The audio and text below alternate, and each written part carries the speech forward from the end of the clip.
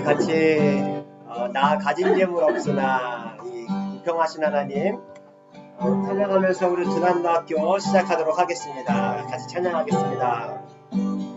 나 가진 재물 없으나 나 남이 가진 지식 없으나 나 남에게 있는 건강 있지 않으나 나 남이 없는 것 있으니 나 가진 재물 없으나 나 남이 가진 지식 없으나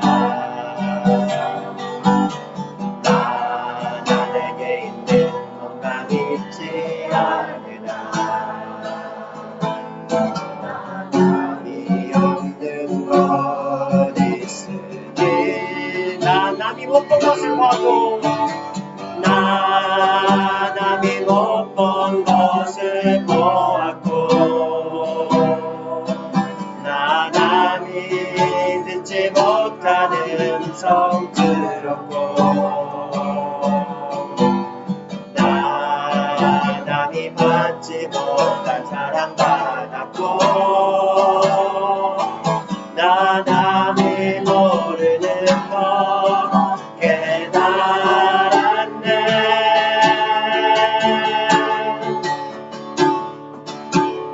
공평하신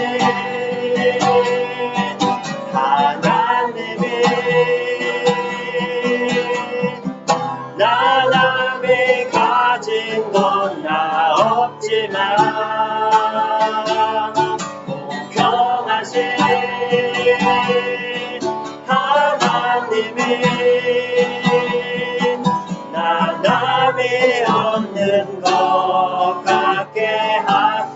나 남이 못 본 것을 보았고 나 남이 못 본 것을 보았고 나 남이 듣지 못하는 음성 들었고 나 남이 받지 못한 사랑 받았고 나 남이 모르는 것 깨달았네.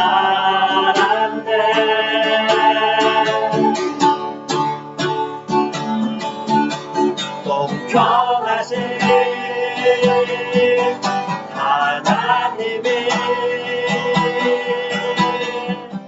나 남이 가진 건 나 없지만 공평하신 하나님이 나 남이 없는 것 같게 하셨네. 공평하신 하나님이 나 남이 가진 건 나 없지만 공평하신 하나님이 나 남이 없는 것 같게 하셨네. 주님과 같이 내 마음 만지는 그는 없네. 오랜 세월 찾아 난 알았네. 내게 주밖에 없네. 주잡이 강같이 흐르고 주 손길 치료하네.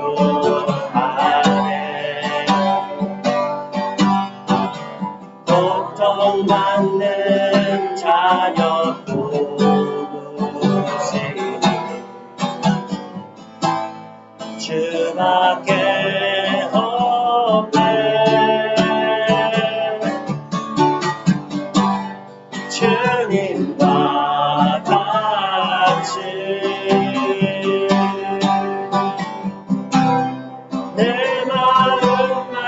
이제는 그는 없네. 오랜 세월 찾아 난 알았네. 내게 주밖에 없네. 오랜 세월 찾아 오랜 세월 찾아 난 알았네. 내게 주밖에 없네. 이 시간 우리 같이 한번 기도하며 나가기 원합니다. 하나님, 우리의 눈을 뜨게 하여 주셔서 여전히 온 땅에 가득한 주님의 사랑을 볼 수 있게 하여 주시옵소서. 우리의 마음을 만져주시고 치유하시는 하나님을 날마다 경험하며 살아가는 우리 믿음의 백성들이 되게 하여 주시옵소서. 말씀으로 함께 하시는 주님의 은혜로 우리의 믿음 견고하게 세워 주시옵소서라고 우리 같이 한번 시간 오늘 말씀을 위해서 같이 기도하며 나가겠습니다.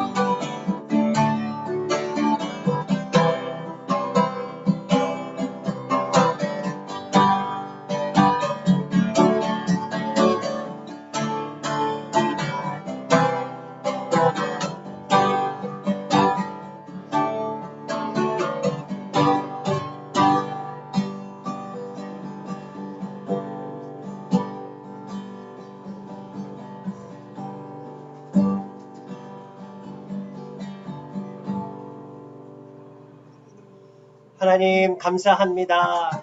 추운 날씨 가운데서도 주님 우리를 지켜주시고 또 이 시간 두란노 학교로 모일 수 있게 하여 주시는 애 감사합니다. 온라인으로 오프라인으로 주님의 말씀을 듣기 위하여서 함께 이 자리에 모인 우리들에게 주님께서 함께 하여 주심으로 지금도 살아서 말씀하시는 주님, 지금도 역사하시는 주님, 주님의 음성을 듣고 주님 우리가 변화될 수 있도록 더 주님 기뻐하시는 모습으로 성장해 나아갈 수 있도록 주님 우리와 함께하여 주셔서 가르쳐 주시옵소서. 예수 그리스도의 이름으로 감사하며 기도드립니다. 네.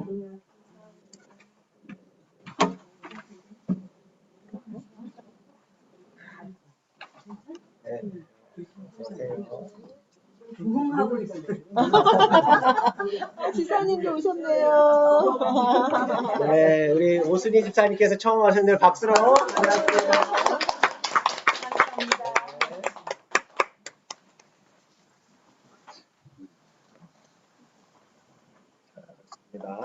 이렇게 우리 함께 오늘 하나님의 말씀 같이 읽도록 하겠습니다.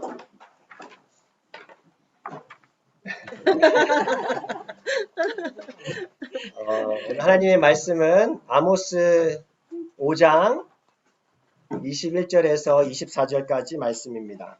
아모스서 5장 21절에서 24절까지 말씀입니다.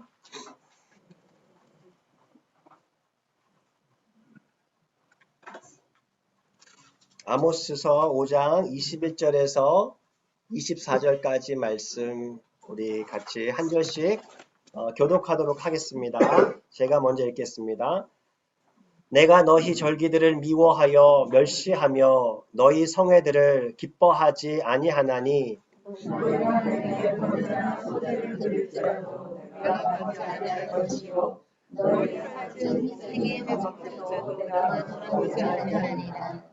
내 노랫소리를 내 앞에서 그칠지어다. 내 비파 소리도 내가 듣지 아니하리라. 마르지 않는 강같이 흐르게 할지어다. 오늘 이제 하나님을 아는 지식 6번째 시간으로 오늘은 공평하신 하나님이란 주제로 같이 하나님의 말씀을 생각해 보고자 합니다. 그 공평하신 하나님 이란 말씀으로 제목을 삼긴 했지만 오늘은 그 심판하시는 하나님에 대한 의미를 갖고 우리가 같이 생각을 하려고 해요. 저기 함께 배우기 첫 번째 질문을 보시면 제가 이렇게 질문을 드려봤습니다. 여러분은 심판하시는 하나님에 대해서 어떻게 생각을 하시나요? 공의로우시다고 생각합니다. 네, 공의롭다. 네. 네. 심판하시는 중에서도 경혈이 아주 심판 중에서도 긍휼히 여기는, 불쌍히 여기시는. 그래서 저기 심판과 공평은 이꼴입니다. 그 심판에서의 공평은 어떤 의미죠? 왜냐하면 공평이 없으면 음, 악인은 악인대로만 살고, 그렇죠? 선한 사람은 선한 대로 살아서 이런 심판이 없으면 공평이 이루어질 수가 없고. 조금 제가 이야기가 너무 어렵게 말. 제가 지혜가 좀 제가 한마디 하겠습니다. 공평이신데요. 보니까는 그 탤런트를 하나, 둘, 다섯 탤런트 셋 줬잖아요. 네. 근데 다섯 받은 사람은 잘했기 때문에 상을 줬고, 하나는 비록 작다 하더라도 그 임무를 다 하지 않았기 때문에 하나님께서 그 공평하지 않게 심판을 주신 거잖아요. 심판 중에서도 공평이라는 의미는 마치 그 주인이 종들에게 그 1달란트, 2달란트, 5달란트 주고 한 2달란트 달란 사람에게 뭐 5달란트를 남겨라 그게 아니라 그것만 남겨라라는 의미에서의 공평. 예, 좋습니다. 그렇게 해도 또 우리가 이해할 수 있을 것 같고 또 심판 중에서 사실 우리가 재판관을 의미하면 우리가 법정에 갔을 때 거기에서 공정하다 공정하지 않다는 언제 얘기를 많이 해요 보통? 본인이 졌을 때. 또 지게 될 때. 예. 아니 근데 이게 공평이 그러니까 이긴 사람한테 공평하시고 진 사람한테는 불공평하시고 이렇게 되지 그런 않지 느낌이 않습니까? 든다. 여러 가지. 그러게요. 저는 되게 단순하게 생각을 했었는데. 네.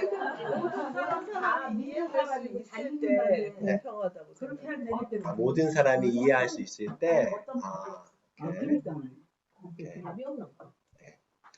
이게 보통 우리 그 법정에 가면은 여기 그림에 보시면은 추가 저울 있잖아요. 이게 무슨 의미예요? 무슨 의미예요? 공평하다. 예. 평등. 그렇죠. 네. 그러니까 이 성경에서 나오는 공평의 의미를 보면 하나님께서는 이게 가난한 사람이라고 해서 항상 무조건 너는 괜찮아가 아니에요. 그렇다 가난한 사람도 잘못한 거에 대해서는 하나님께서 그거에 대한 벌을 내리시고 돈이 많고 부자인 사람이라고 해서 항상 뭐 당연히 괜찮은 게 아니에요. 그리고 항상 잘못된 것도 아니고 그러니까 그거에 맞춰서 또 하나님께서는 벌을 그 사람의 행한 거에 대해서 그거에 따라서 그 법을 집행하신다라는 거죠. 만약에 어떤 사람이 죄를 많이 졌어요. 네. 그랬는데 거기에 대한 벌이 없고 음. 오케이 그럼 그건 공평한가 아니죠? 그런 거죠. 예. 그렇죠. 그러니까 공평하시다는 의미는 네. 잘했을 때는 그 5달란트, 2달란트 받는 칭찬이 있지만 잘못하고 죄를 지은 사람에게는 심판과 벌이 있어야 공평하신 거예요. 그렇죠. 그렇죠. 좋습니다. 좀 더 이제 우리가 좀 더 클리어하게 이해가 되는 것 같아요. 여러분은 하나님의 그 심판하심을 믿으십니까? 네. 네. 네. 근데 우리가 사실 심판자 하나님 어때요? 심판자 하나님 딱 느끼요. 보통 그래서 하나님 어떻게 생각하세요? 내가 믿는 하나님은 어떤 하나님입니까? 라고 물어보면 대체적으로 뭐라고 얘기를 하죠? 사랑의 하나님. 네, 사랑의 하나님. 또 보통 나는 심판의 하나님을 믿으면서 살아갑니다. 라고 말하기보다는 보통 어떻습니까? 나의 하나님은 아버지 같으신 분. 나의 하나님은 돕는 하나님이죠. 그렇죠? 그 선한 목자 되신 하나님. 예. 그러니까 우리의 연약함이나 부족함에도 불구하고 우리의 죄에도 불구하고 우리를 언제나 용서해 주시는 그런 하나님.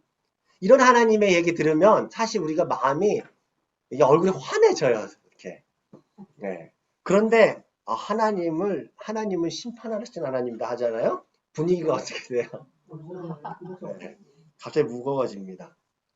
이게 때로는 이게 마음이 좀 침울해지기도 하고 눈살이 찌푸러지기도 하고 어떤 경우에는 나는 그런 하나님 믿을 수 없어 라고 이렇게 저항하고 싶어하는 마음도 생겨지는 것도 사실이죠. 왠지 좀 불쾌하다는 느낌이 들지 않나요?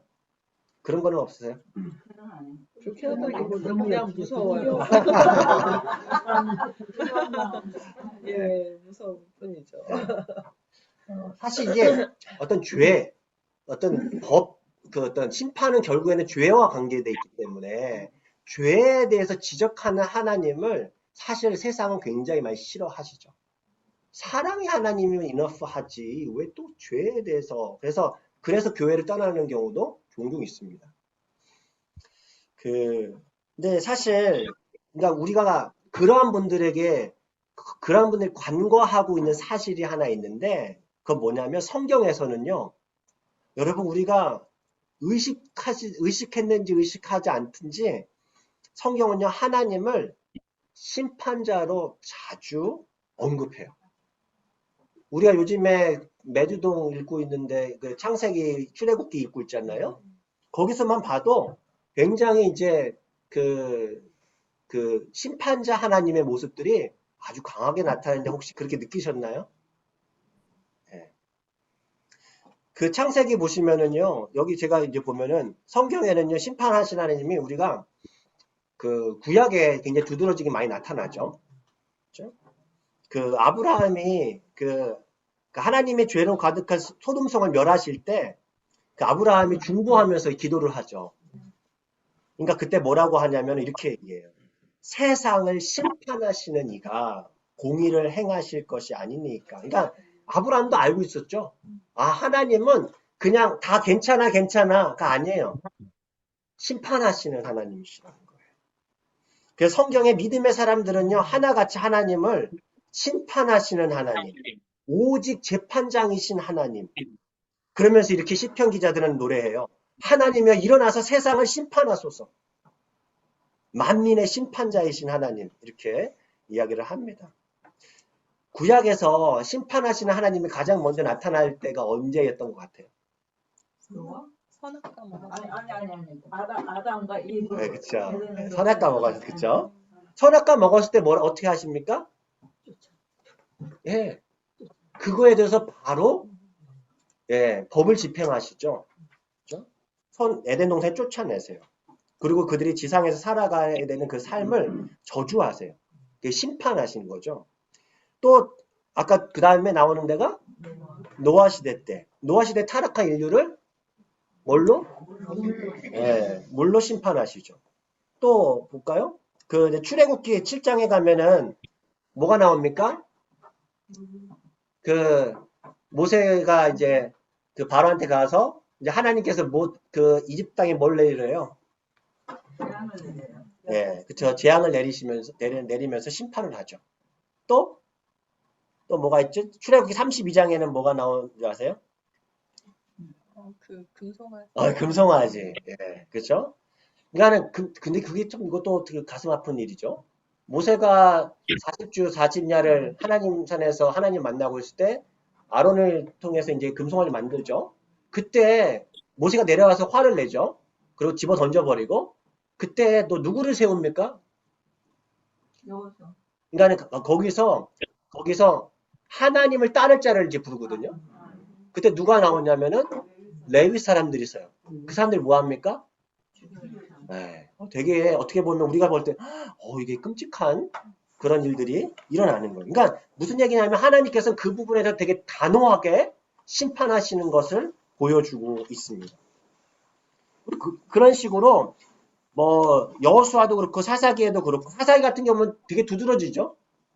하나님을 믿지 않고 우상신을 섬기는 그 이스라엘 백성들을 가만히 두지 않죠. 그 이방의 열방을 통해서 이스라엘 백성을 심판하세요. 계속해서. 이제 그런 모습들을 계속해서 보여줍니다. 자, 그런데 우리가 구약의 하나님은 알겠어요. 심판하시는 하나님. 그래서 구약을 잘 안 보시는 분들 계실 줄 알아요. 그래서 어떤 경우에 성경 신약만 보시는 분도 있어요. 그러니까 보면 이제 전도할 때도 구약을 아니고 신약교 성경만 줄 때도 많이 있는 것 같아요. 요한복음만 이렇게. 예. 두드러진 이미지가 사랑의 이미지니까. 그런데 우리가 간과하는 거는요. 신약에도 하나님의 심판하시는 모습이 자주 나타나시는 거 아세요? 언제 나타나죠? 마태복음 21장 혹시 보신 적 계세요? 거기 보면은 예수님께서 예수님을 거부한 유대인들을 향해서 이렇게 얘기를 해요. 그들은 너희들은 하나님의 나라를 빼앗길 것이다. 가루처럼 흩어질 것이다. 이렇게 심판을 하세요. 그리고 사도행전에 우리가 잘 알죠. 아나니아와 삽비라 부부. 그렇죠? 하나님께 드릴 헌금을 속였던 그 아나니아 삽비라 부부를 하나님께서 베드로가 이렇게 지적을 하지만 너희가 하나님을 속였다 하면서 하나님의 심판을 받게 된다. 그리고 사도행전 12장 보면은 헤롯 왕이 하나님께 영광을 돌리지 않았다라는 이유로 어떻게 됩니까? 예, 흉이 벌레에 먹혀 죽게 합니다. 그런 식으로 신약에서도 심판하시는 하나님의 모습이 아주 충격적으로 우리는 사실 신약이 다들 그렇게 얘기해요. 구약의 하나님은 심판의 하나님, 신약의 하나님, 사랑의 하나님 이렇게 하는데 신약의 하나님도 마찬가지로 심판의 하나님의 모습이 아주 두드러지게 나타난다라는 사실입니다. 그걸 좀 더 자세하게 사실 찾아보면은 율법서, 선지서, 지혜서까지 다 망라해요. 심판에 특히 선지자들이 했던 선지서들은 다 무슨 내용이야 다? 안 그러면 심판 받아. 경고예요. 맞죠? 그쵸. 그리고 예수님의 이야기도 그렇고 그 사도들의 이야기도 다 마찬가지예요. 그 예수님께서 항상 무슨 날이 있을 거라는 거예요. 네. 심판의 날, 진노의 날. 그렇죠? 우주적 심판의 날이 확실히 있을 것이다. 다가올 진노에 대해서 얘기를 하십니다. 하나님이 보내신 예수 그리스도를 하나님께서 정하신 심판자라고 말씀을 해주시죠. 그러니까 사실 더 시간이 있으면은 서신서들도 보겠지만 제가 찾아본 것들 보면은요 굉장히 많아요. 심판주가 문 밖에 서 있다. 그렇죠? 그리고 산자와 죽은 자를 심판하시기로 예비하신 그리스도 앞에 설명해야 할 날이 올 것이다. 그렇게 얘기를 합니다. 여러분 어떻게 생각하시나요? 자신을 되돌아보게 돼요.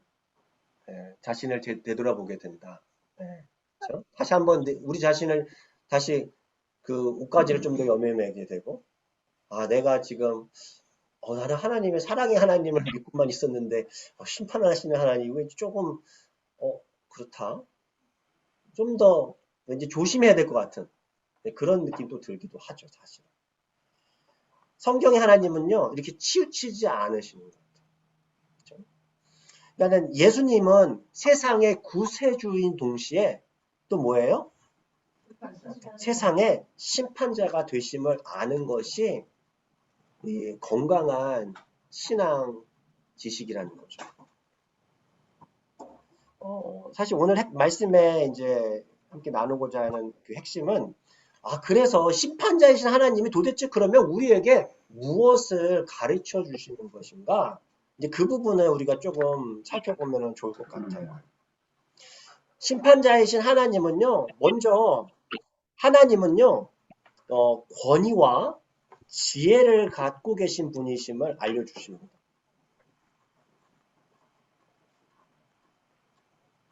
그러니까 하나님의 권위는 무엇으로의 권위예요? 법정에 쓰면 재판관으로서의 권위예요. 우리가 성경에서 나타나는 재판관은 보통 누가 재판관이 되죠? 제사장. 제사장이 이렇게 하기도 하는데 보통 성경 시대에는 왕이 왕이 재판관의 역할을 하죠. 그래서 솔로몬 왕이 재판장이 되기도 하는 거죠. 그런 식으로. 그러니까 그 최고의 왕은 그러니까 최고의 심판자다라는 그 이꼴이 성립이 되는 거예요. 그러니까 하나님은 만물의 창조주이시면서 소유주이시면서 하나님 마음대로 이 세상을 처리할 권리를 갖고 계시는 분이심을 보여주십니다. 그러니까 그 얘기는 좀 더 가면은 하나님은 법을 만드시고 그 법을 지키는지 안 지키는지에 따라서 보상을 하실 수도 있고 그에 따라서 형벌을 주실 권위도 갖고 계시다라는 그런 의미가 있습니다.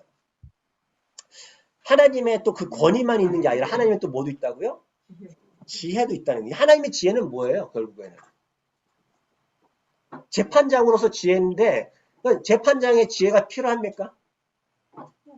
모든 것을 알고 계시다. 그렇죠.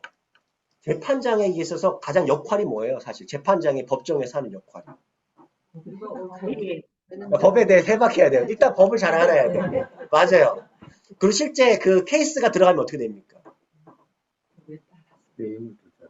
누가 옳은지 누가 그른지를 가려내야 돼. 그게 굉장히 핵심이죠. 그러니까 일단 법도 잘 알아야 되지만 법원에서는 일단 그 법을 아는 건 기본이고 그 사건의 케이스가 어떤지 그것을 알아야 돼요.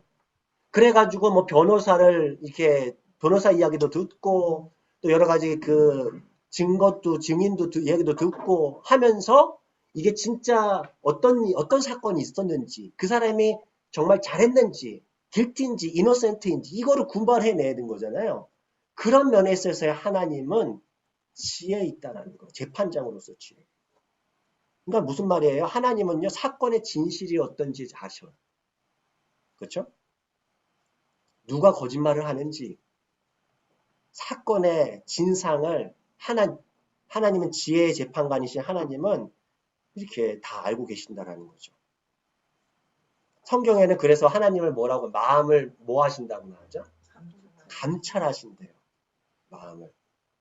그리고 모든 것을 아신다. 그래서 하나님께 피할 수 있는 사람이 있다 없다? 없다. 우리들은요 사람은 속일 수가 있어요. 그렇죠? 사람은 속일 수 있어요. 하지만 하나님을 속일 수는 없다라는 거죠.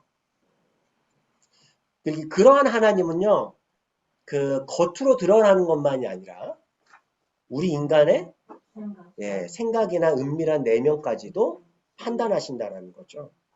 그래서 사도 바울이 이런 얘기를 하죠. 고린도후서 5장 10절 말씀에 보면 이런 말씀이 하나 있습니다. 우리가 다 반드시 그리스도의 어디 앞에 드러나야 한다. 맞죠? 심판다 앞에 나타나게 되어 있대요. 자, 그래서 이런 어떤 그 심판하시는 그 하나님, 그러니까 모든 것을 아시는 하나님, 권위를 갖고 계신 그 하나님에 대해서 우리가 알 때 하나님께서는 우리에게 무엇을 원하시는가?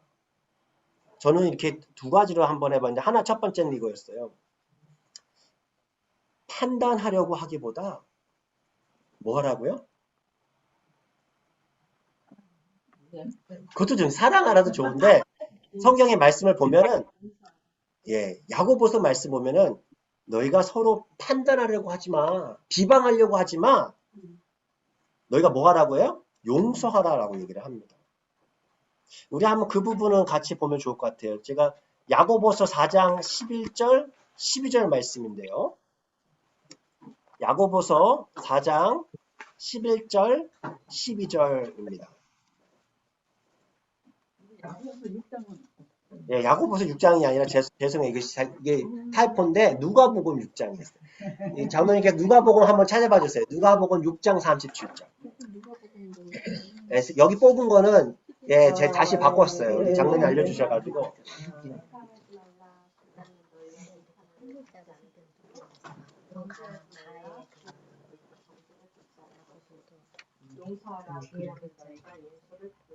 예, 누가복음 말씀이 예수님께서 하신 말씀이죠. 그러니까 형제를 자꾸 비판하고 비방하려고 하지 말고 뭐 하라는 거예요? 오히려 용서하라는 거예요. 너희가 자꾸 비판하면 어떻게 해야 된다고요? 비방을 받는 자. 너희가 비판하는 그것으로 비방을 당할 거야. 비판 당할 거야.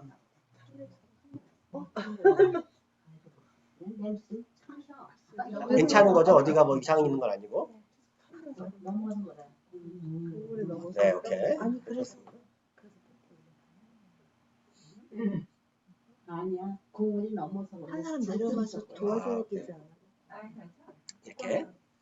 야고보서 말씀도 마찬가지죠.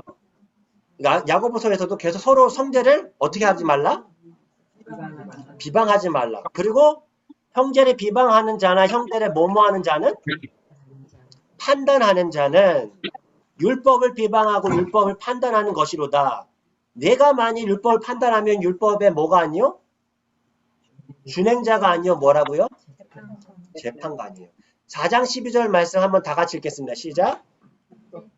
입법자와 재판관은 오직 한 분이시니 능히 구원하시기도 하시며 멸하기도 하시느니라. 너는 누구이기에 이것을 판단하느냐? 그렇죠? 여러분 우리가 만약에 내가 누군가를 자꾸 잘 판단해, 내가 자꾸 누구를 잘 비방해 한다면은요, 우리는 무엇에 대한 경고를 받아요? 아, 내가 했던 그 판단으로 내가 받을 수 있겠구나. 근데 물론 우리가 생각해 볼 수 있는 것은 저지하고 디스턴하는 것은 좀 다르죠. 뭔가 잘못됐다라는 것을 디스턴하는 것은 필요하겠죠. 그렇죠? 아, 진짜 한번 문제 있어서 지적이 필요할 때도 분명히 있을 거고요. 그렇죠? 우리가 사실 디스턴하고 저지하는 것은 굉장히 다른 문제인 것 같아요. 우리가 디스턴한다, 분별한다라는 것은 내가 그렇게 해서는 안 되겠구나. 그렇게 하는 것이 잘못이기 때문에 우리가 조심해야 된다. 우리 공동체가 조심해야 된다라고 할 수는 있어요. 그런 거 분명히 있어요. 판단은 필요한 부분이 그런 디스턴은. 하지만 우리가 계속 어떤 형제나 자매를 보면서 자꾸 비방을 해. 그렇죠? 이 비방은 여기 슬렌더거든요. 슬렌더는요, 이게 자꾸 사람들한테 이렇게 옆에서 말하는 거예요. 중상모략이라고 하는 거예요. 그래서 저 사람 이래. 자꾸 이게 퍼뜨리는 거예요. 이거 굉장히 좋지 않은 거다. 그 예수님께서 판단과 그 분별을 구분하라고 하는 부분이 있는데, 그 예수님께서 가라지 비유 한번 하신 적 있죠. 가라지가 제자들이 완전 씨앗을 뿌렸는데 가라지도 함께 자라는 거죠. 그러니까 예수님께서 사람들이 뽑아버립시다 라고 하니까 뭐라고 하십니까? 그냥 좋아라. 그 무슨 얘기예요? 좋은 것이 뽑힐까. 그쵸? 좋은 것이 뽑힐까봐 두려워하는 부분이에요. 그렇게 결국엔 뭐가 있다는 거예요? 마지막에 하나님께서 판단하실 거야. 그러니까 하나님의 판단을 신뢰하는 사람은요, 뭘 주의한다고요? 판단하는 것을 주의할 거예요. 하나님 판단이 믿겨지지 않아. 에이, 언제 하나님 판단 믿고 있어 하는 사람은 내가 자꾸 판단하고 거예요. 내가 먼저 비방을 하고 내가 먼저 뽑아버리고 싶어 할 거라는 거죠. 그렇죠? 그러니까 그 공의로 재판하시는 하나님을 무시하는 죄를 짓는 일이 돼요. 그렇죠? 그리고 이게 만약 우리가 그걸 잘못하면은 예수님께서는 비방하기보다 서로 사랑하라, 용서하라고 했잖아요. 그러니까 서로 사랑하라고 하신 하나님의 말씀에 또 불순종하는 죄도 같이 져버리는 거예요. 그러니까 이게 우리가 비방, 뭔가 판단, 이게 우리 안에 어쩌면 보면은 내재돼 있거든요. 그런 모습들이. 근데 이게 사실은 예수님께서 되게 꼬집어서 우리를 가르쳐 주시는 부분인 것을 제가 보게 됩니다. 자, 그 다음에 하나님은 어떤 뭐뭐하고 뭐뭐한 분이다. 하나님은요, 선하시고 의로우신 분임을 심판자이신 하나님, 성경에서 보여주시는 심판자이신 하나님은 가르쳐 줍니다. 선하시고 의로우신 분이라는 거예요.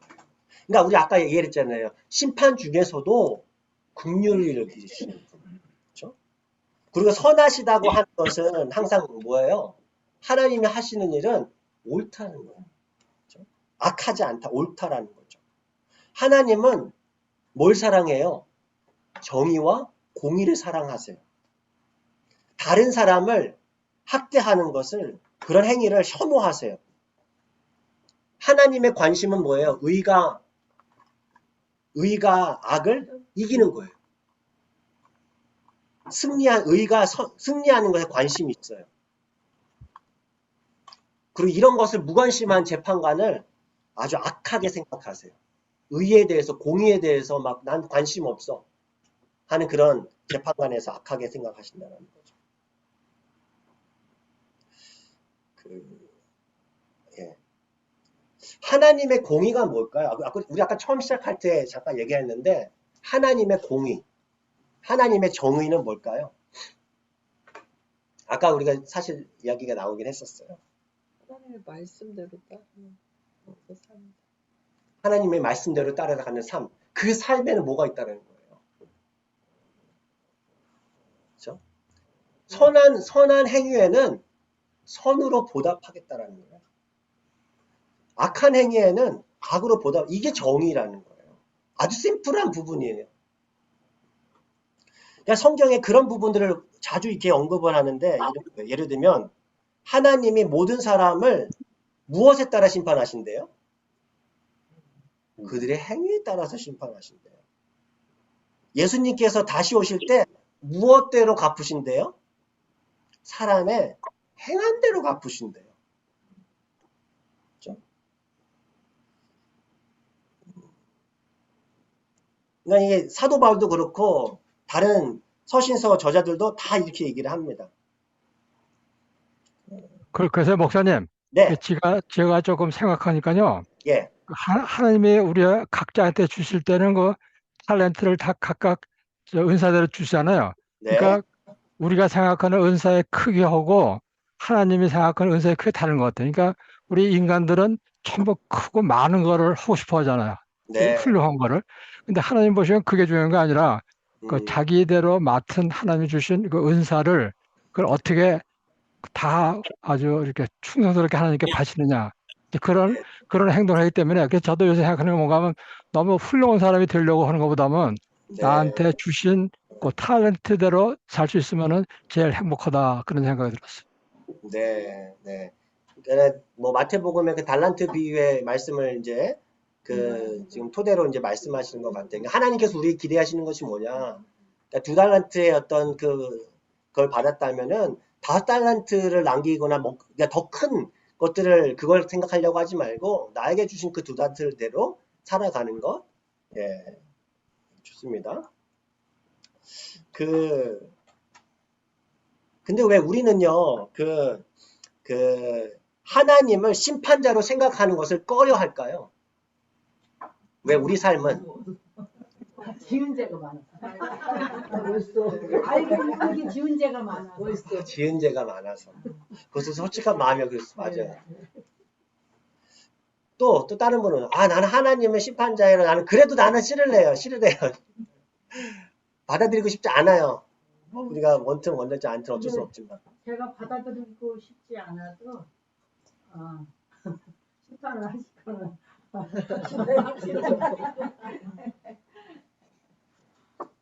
근데 이렇게 질문해보면 어떨까요? 만일, 너무 무서운 하나님 힘들어요. 우리 심판하시는 심판자 되시는 하나님이 계시지 않는다면,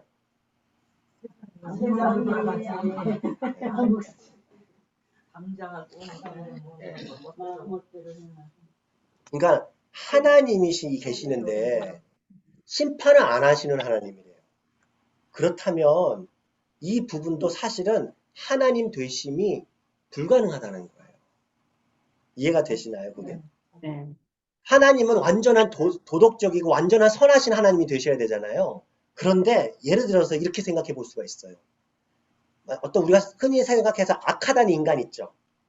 예를 들어서 우리가 히틀러를 생각해 봅시다. 그러니까 히틀러 같은 사람이 있어요. 예를 들어서 이 사람의 행동은 지극히 악해. 근데 그 사람이 최근에 제가 이걸 보면서 제가 느꼈던 아, 이거 진짜 악하다. 너무 화가 났던 중에 하나 스토리가 뭐냐면 중국에서 있었던 일이에요. 뭐 중국 사람 꼭 편안한 거야 이런 사람도 있구나 싶은데 이 그 젊은 부부인데 혹시 그 뉴스 보신지 모르겠어요. 젊은 부부인데 네, 던진 거예요. 애를 던져버렸어. 두 아이를 아파트에서 당연히 죽었죠. 그 아파트에서 던져버린 거예요, 두 애를. 그렇겠죠. 그냥 다 죽었어요. 근데 그 왜 던졌겠어요? 말안 들어서. 그 여자가 네, 새 엄마를 이제 데려왔는데 엄마가 힘들겠다. 나 힘들다. 애들 때문에. 뭔가 그래가지고 그 젊은 아빠가 던져버렸다는 거예요.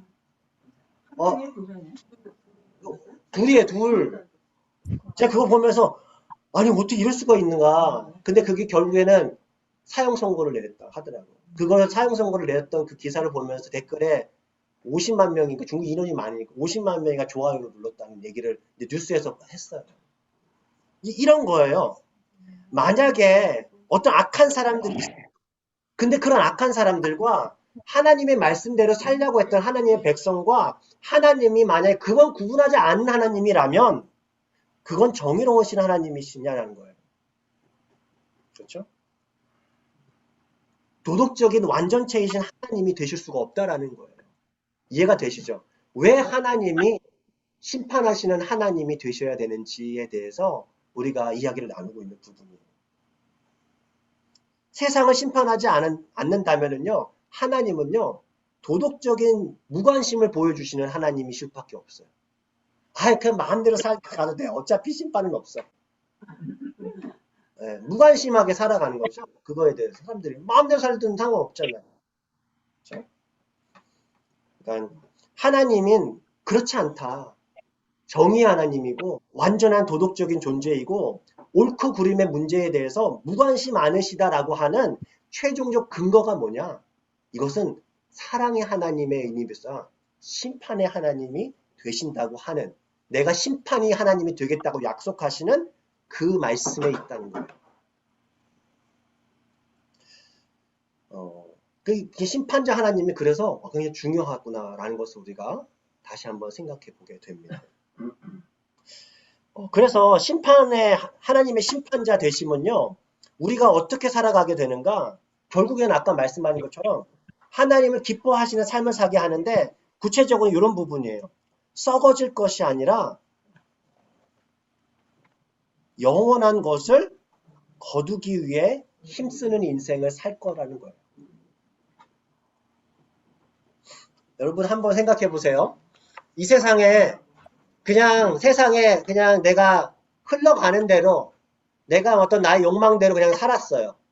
그런 사람이 있고 어떤 사람은 정말 하나님께서 원하시는 것이 무엇인지 고민하면서 살았어요. 그래서 때로는 손해도 봤어요. 때로는 남들이 누리는 것을 못 누리기도 했어요. 마치 예수님께서 너희는 썩어질 도둑도 없고 좀도 없는 하늘의 보좌에다 살아. 그 말을 믿고 살았어요. 근데 어떤 사람은 그렇지 않고 아니 나는 이 땅도 중요해요 하면서 다 얻으면서 살았어요. 근데 하나님께서 보실 때 어떨까? 만약에 그런 부분을 하나님께서 심판하신다는 걸 안다면 우리의 삶은요 달라지지 않을까라는 거예요. 썩지 않을 것이 아니라 썩을 것이 아니라 영원한 것을 거두기 위해 힘쓰는 인생이 될 거라는 거예요. 언제? 인생의 끝에는 심판이 기다리고 있어 라는 것을 알 때. 그래서 잘 사는 사람들은요 심판의 하나님을 되게 붙잡으며 살아요. 두려워하며 살아요. 그런데 잘 못 산다, 소위 말하는 잘 못 사는 사람은 사랑의 하나님을 붙잡아요. 대체적으로 내가 이렇게 살아도 하나님은 다 용서해 주실 거야. 이게 더 강한 거죠. 이해가 되시죠? 우리에게는 하나님의 사랑도 중요해요, 분명. 근데 하나님이 심판하신 하나님도 마찬가지로 중요하다는 거예요. 네. 또 이거는요, 심판하시는 하나님은요, 또 어떤 것도 있냐면 이거 돌려서 생각해 보면 이런 것도 있더라고요. 하나님의 말씀대로 몸부림치며 사는 사람이 있어요. 그런 사람들에게 심판의 하나님이 계시다라는 것은 어떤 마음을 줘요? 아, 진짜 위로가 되는 거예요. 그거 보자. 아, 복수까지는 아니시요. 네. 보통 우리 예전에 역전하리라 이렇게 할 그런 것처럼 그런 말이 있는 것처럼 두고 보자가 그런 것일 수 있겠죠. 평안함을 준다는 거죠. 그리고 확신을 줘요. 아, 이 삶이 바보 같은 삶이 아니구나. 내가 지금 선택한 삶이 바보 같은 삶이 아니다라는 거예요. 그 예전에 오늘의 양식에서 읽었던 이야기인데 설교 시간에 한번 나눴던 얘기도 해요. 이 한 목사님이신데 이 목사님이 오랜만에 동창회를 참여한 거예요. 동창회 이제 아주 오랜만에 했나 봐요. 근데 그 동창회 어디서 했냐면 해안가 아주 거대한 맨션에서 한 거예요. 동창들 한 200명 정도가 이렇게 수용할 수 있는 거대한 맨션이죠. 근데 거기서 했는데 근데 거기 갔는데 이 목사님이 어떤 마음이 들어요? 마음이 편치는 않은 거예요. 왜냐하면 되게 자신이 작아지더라는 거예요. 그러니까 동창 중에 되게 잘 사는 사람이 부자가 된 사람도 있을 거 아니에요. 진짜. 근데 이 목사님은 작은 교회들을 이제 다니면서 또 사역했던 목사님이기도 한 거예요. 사실 근데 그 목사님이 그런 교회 다니면서 불행했네 그런 건 아니거든요. 굉장히 행복한 시간을 많이 보냈어요. 그때 인간인지라 동창의 그 모습을 보니까 그냥 이제 부러우면 지는 거다 하는데 이제 부러워지기 시작한 거예요. 이 목사님이 전공이 비즈니스였다는 거예요. 그래서 생각을 했대. 비즈니스를 살렸다면 어땠을까? 그러면서 스스로 잠깐 생각하면서 웃으면서 얘기했대요. 그래, 내 인생 하나님 섬기는데 다 쏟아부었어. 그리고 내 섬김의 결과는 영원토록 지속될 텐데 내가 왜 이렇게 부러워하지? 라고 하는 그 마음을 가졌대요. 그러니까 하나님을 위해서 헌신했던 시간들, 그렇죠? 그리고 그 하나님께 드린 하나님께 우리의 재물이나 우리의 달란트나 교회 바깥에서 했던 수많은 그런 섬김의 그 시간들, 그거에 대해서 만약에 우리가 진짜 심판하시는 하나님을 믿는다면 그러면 우리 심판하시는 하나님의 그 시간이 어떨까요? 기대가 될 거라고. 물론 여전히 사실은 어쩌면 우리는 그럴 것 같아요. 하나님께 받은 것보다 드린 것이 부족하다고 생각하기 때문에 되게 죄책감이 많을 수도 있어요. 사실은. 여러분 하나님의 원리는요. 우리가 오해하는 것들이 굉장히 많은 것 같아요. 하나님의 원리는요. 되게 심플해요. 콩 심으면 콩 나고 팥 심으면 근데 우리는요 되게 콩 심었으면서 자기가 살면서 콩을 심었는데 나 팥을 받을 것 같아 기대하는 경우도 되게 많아요. 근데 하나님의 정의는 그렇지 않아요. 콩을 심으면 콩이 날 거야. 팥을 심으면 팥이 날 거야. 이거 누가 한 얘기냐면은 사도 바울이 갈라디아서에서 쓴 얘기인데 이 얘기예요. 갈라디아서 6장 7절 말씀 우리 같이 한번 읽어보겠습니다. 갈라디아서 6장 7절에서 8절 말씀.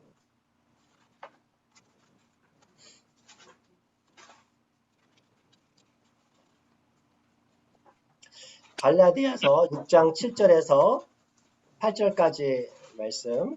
우리 같이 한 목소리 읽어보겠습니다. 시작.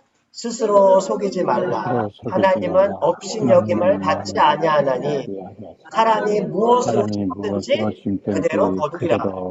자기의 육체를 위하여 심는 자는 육체로부터 썩어질 것을 거두고 성령을 위하여 심는 자는 성령으로부터 영생을 거두리라. 그렇죠?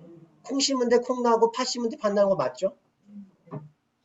우리가 살면서 무엇을 심으면서 살아가고 있는지, 그러니까 우리가 하나님의 심판하시는 하나님, 인생의 끝에 심판대에 서게 될 것을 아는 사람이라면 우리는요, 하나님 보시기에 선한 행동, 영원한 가치 있는 그 일들에 사실 힘쓸 것임을 우리가 기억하게 될 거라는 거죠. 구절도 읽어야 될 것 같아요. 그러니까 한번 저는 생각 못했는데 구절 한번 읽어봐 주세요. 우리가 선을 행하되 낙심하지 말지니 원한지 아니하면 때가 이름에 거두리라. 때가 이르는 게 거기서 말해보면 이 땅에서도 이룰 수도 있어요. 하지만 반드시 이루어지는 때가 있는 것이 하나님 앞에 섰을 때. 그렇죠? 그 마지막으로 보면은 그 하나님의 심판자 되신다라는 것을 우리가 믿는다면 내가 그 하나님을 성경에서 심판하신 하나님이 굉장히 강조를 많이 하시네. 그래서 내가 그 하나님 받아들인다면 우리는요 어떻게 할 것이냐? 하나님의 정의를 실천하는 사람이 되려고 할 거라는 거예요. 왜요? 하나님의 관심이 그거거든요. 하나님의 관심이 이 정의로운가? 이게 올바르지 않은가? 막 이게 누가 억압하는가? 핍박하는가? 뭔가 이렇게 차별하는가? 이런 부분도 굉장히 관심이 많으시다라는 거예요. 우리가 읽었던 그 말씀이 딱 그 부분이잖아요. 그러니까 이스라엘 백성들의 교회 안에서는 되게 화려하게 예배를 드렸던 거예요. 근데 교회 바깥에서는 뭐예요? 정의가 사라진 거예요. 그러니까 정의에 대해서 관심이 별로 없어요. 가난한 자에 대해서 별로 관심이 없어요. 이게 가난해서 억압받는데 법정에서도 제대로 법을 집행을 못하고 있는데도 별로 그 관심이 없어요. 뭐에 관심 있어요? 아니, 재물도 관심 있지만, 우리는 하나님 앞에만 나아가면 되는 거라고 생각해요. 하나님께 내가 온전한 11조만 드리면 될 거라고 생각해요. 하나님 앞에 나와서 정말 열심히 성가대 연습하고 찬양팀 열심히 해가지고, 화려하게 하나님께 멋있게 찬양 드리면, 하나님께서 진짜 기뻐하시고 받아줄 거 생각하는데, 하나님 뭐라고 하십니까? 나 너희 예배 받지 않을 거야. 너희 찬양 듣지 않을 거야. 되게 충격적인 얘기잖아요. 그러면서 마지막에 뭐라고 얘기합니까? 공의를 물같이, 정의를 하수같이 흐리. 이게 무슨 얘기예요? 물같이 흐른다, 하수같이 흐른다. 그럼 뭐가 없어는 거예요? 뭐라는 얘기예요, 그게? 물이 흐른다. 어떤 느낌이 들어요? 물이 흐르고 저희가 뭐 깨끗함도 있고 또 물이 흘러간다라는 건 뭐가 없어야지 흘러가요? 막힌 데가 없어야 된다는 거예요. 그러니까 우리 그리스도인들이 가는 곳에 정의와 공의가 막힌 데가 없이 흘러가라는 얘기 아니겠어요? 그렇죠. 그러니까 이거는 또 다르게 얘기를 하면은 삶에는 별로 상관이 없고 내 삶은 막 살아요. 내가 돈에 대해서도 막 이렇게 별 생각 없고 내가 어떤 정의나 공의나 공평이나 이거 상관없어. 내가 하나님 앞에만 예배를 잘 드리면 내가 이렇게 거룩해 보이면 될 거라고 생각하는 착각이라는 얘기하는 거죠. 삶의 변화를 가져오지 않는 예배를 하나님은 받으시지 않겠다라는 아주 하나님의 단호하신 선포의 말씀입니다. 사실 되게 무거운 메시지입니다. 그래서 하나님의 심판하심을 믿는 사람이라면 하나님의 정의를 행하실 것, 실천하며 살 거예요. 그래서 사랑을 외치는 크리스천들이 많거든요. 맞아요. 사랑을 외치는 크리스찬이라면 반드시 정의 또한 외쳐야 돼요. 그래서 사랑과 정의는요,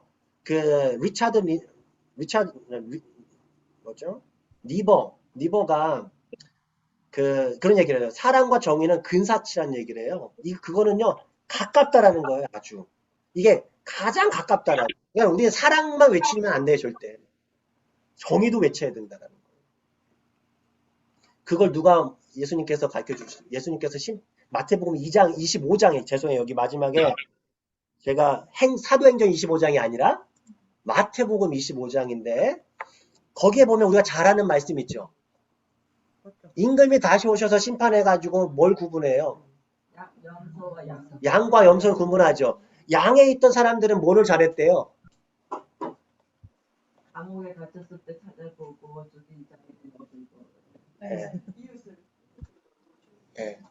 결국에 그게 뭐예요? 나의 행실.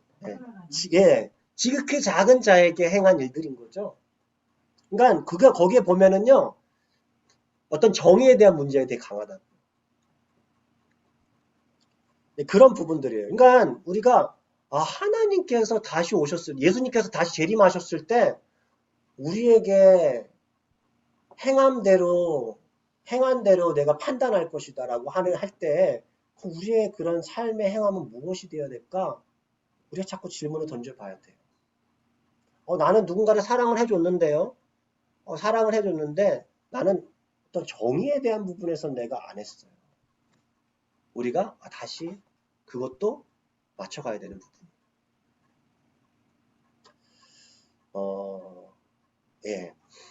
그러면서 이제 마지막 정리하면서 그 아모스 말씀에 이런 말씀이 있어요.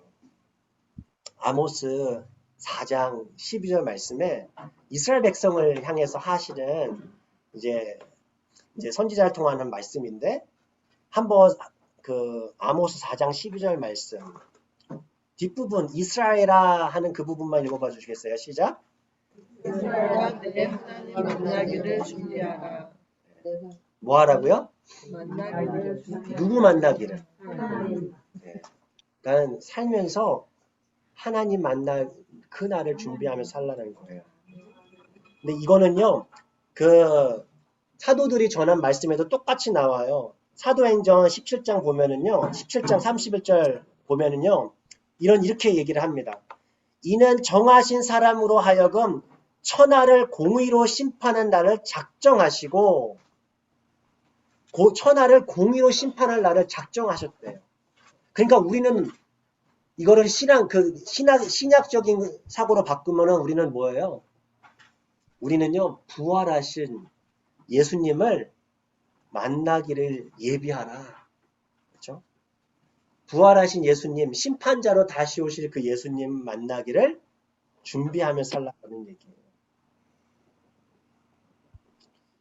예. 우리 같이 한번 기도했으면 좋겠습니다.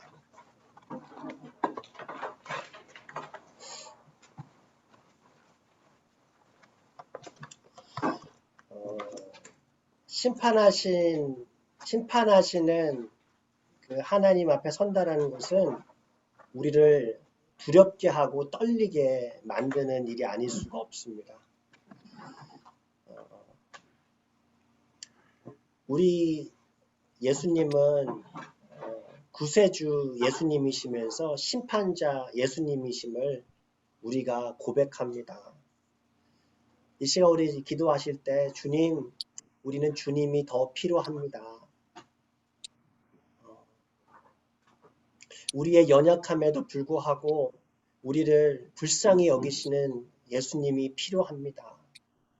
또 마찬가지로 주님의 말씀을 두려워하고 심판하시는 주님, 정의로 세상을 공의로 판단하실 그 주님의 모습에 부끄럽지 않은 삶을 살아내는 우리들이 되게 하여 주십시오.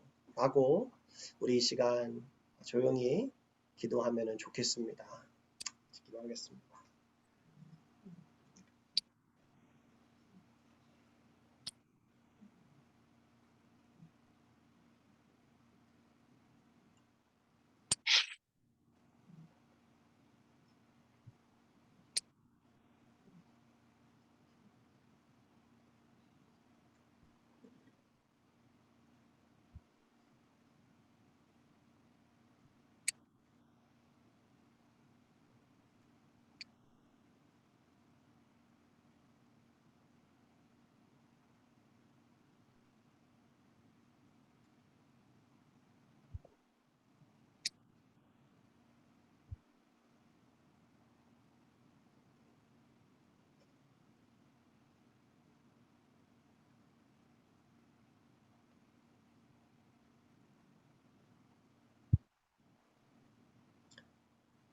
너희는 하나님을 만날 것을 예비하라 라고 하신 이 선지자의 그 말씀이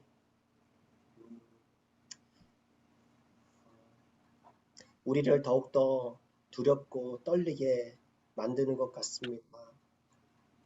하나님, 우리는 심판하시는 하나님이 필요하다고는 하면서도 그 하나님을 두려워하면서 살았는지 주님 다시 한번 되돌아보게 됩니다.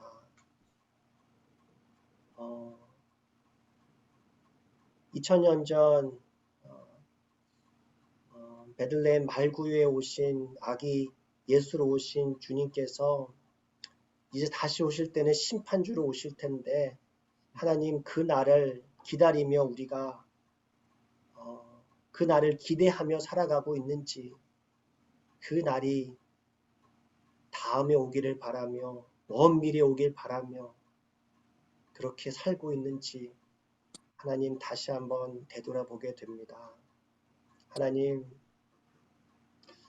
너희는 두렵고 떨리는 마음으로 너희 구원을 이루라 라고 했던 사도 바울의 그 말씀처럼 하나님, 우리가 날마다 주님의 사랑에 의지하는 것과 아울러서 우리의 말과 우리의 행동이 주님 보시기에 부족함 없는 그러한 삶을 살아낼 수 있도록 이 땅에 썩어져 갈 것들에 매달려 사는 삶이 아니라 썩지 않고 영원한 결과를 내는 그 일에 힘쓸지 하나님 날마다 분별하며 살아가는 우리 믿음의 백성들이 다 되게 하여 주시옵소서.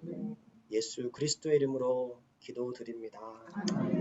하늘에 계신 우리 하늘에 계신 아버지여, 우리 아버지여, 이름이 거룩히 여김을 이름이 받으소서. 거룩하게 나라의 마옵시며 나라의 마음 뜻이 하늘에서 뜻이 하늘에서 이룬 것 같이 땅에서도 이루어지고 오늘날 우리에게 오늘날 우리에게 이룬 양식을 주옵시고 우리가 우리에게 우리가 우리의 죄를 야를 사하여 준 것 같이 우리의 죄를 사하여 우리 주옵시고 주옵시고 우리를 시험에 들게 우리를 하지 시험에 들게 마옵시며 마옵시며 다만 악에서 다만 악에서 구하옵소서. 내게 내게 나라와 권세와 권세와 영광이 아버지께 영원히 영원히 있사옵나이다. 아멘. 아멘. 할렐루야.